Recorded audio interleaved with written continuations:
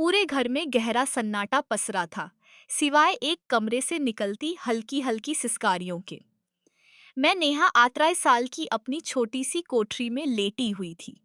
मेरी दीवार काफी पतली थी और पास वाले गेस्ट रूम से हर तरह की आवाज आसानी से आ जाती थी। आज फिर वही सिलसिला शुरू हो गया। चाची और भैया के बीच क्या ही बहस छिड़ गई। शुरू में तो बस धीमी फुसफुसाहट थी, फिर आवाजें तेज होने लगी। बस करो राहुल, आज छोड़ दो। चाची की आवाज थकी और उदास लग रही थी। तुम हर बार यही करते हो, कब मानोगे? भैया की आवाज में झुंझुलाहट और चाहत दोनों घुली हुई थी।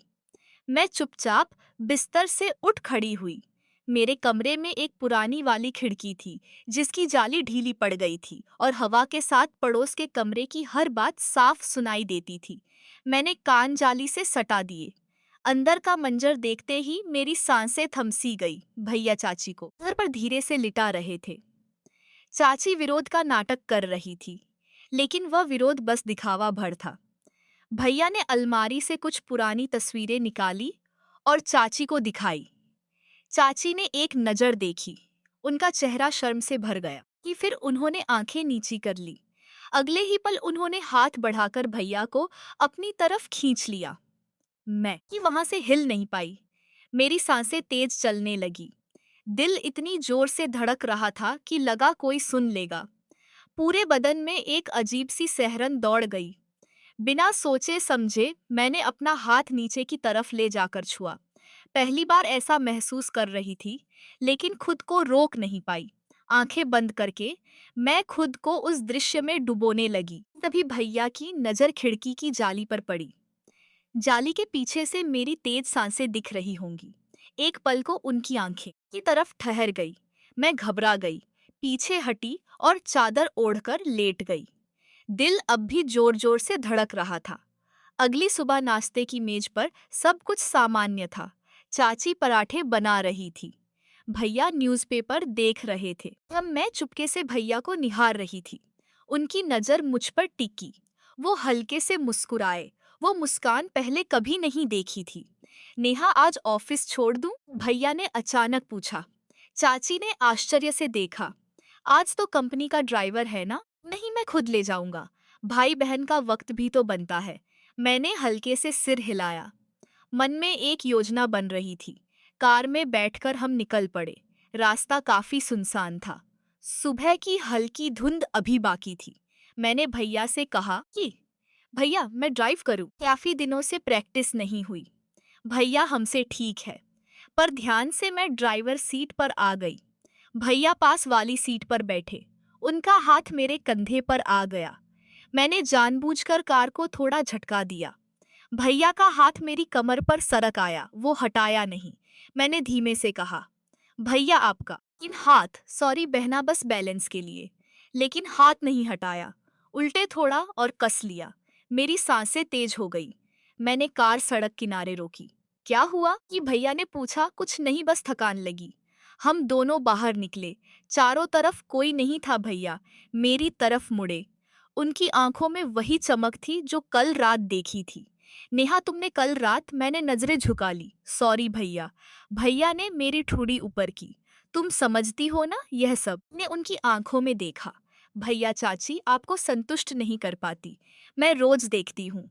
एक पल खामोशी छा गई। फिर भैया ने मुझे अपनी बाहों में जकड़ लिया।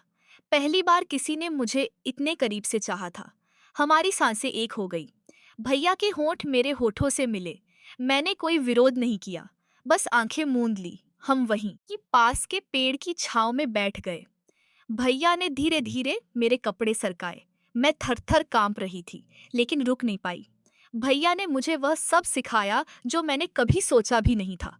दर्द हुआ, लेकिन उस दर्द में एक अजीब सा आनंद भी था। मैंने भैया का नाम लिया। वो और जोश में आ गए। लगभग 1.5 घंटे बाद हम दोनों थक कर गए। भैया ने मेरे माथे पर प्यार से चुंबन किया। ये हमारा राज रहेगा बहना। मैंने हामी भरी।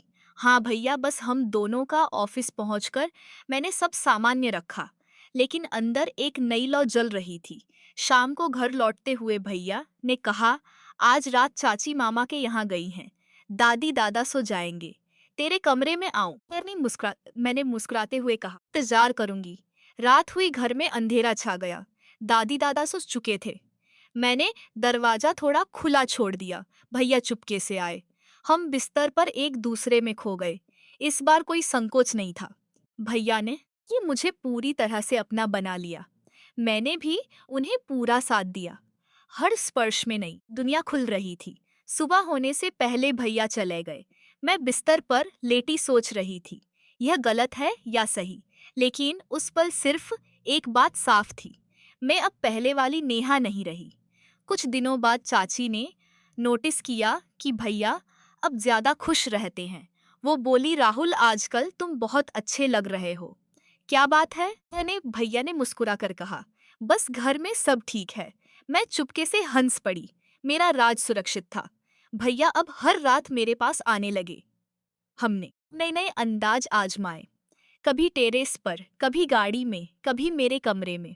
हर बार वह चाहत और गहरी होती गई। एक दिन चाची ने अचानक कहा, नेहा, तुम्हारी सहेली ने बताया कि तुम रात को तक जागती रहती हो। क्या बात है? मैंने हंस कर टाल दिया, कुछ नहीं है। चाची बस पढ़ाई, लेकिन अंदर से डर भी लग रहा था।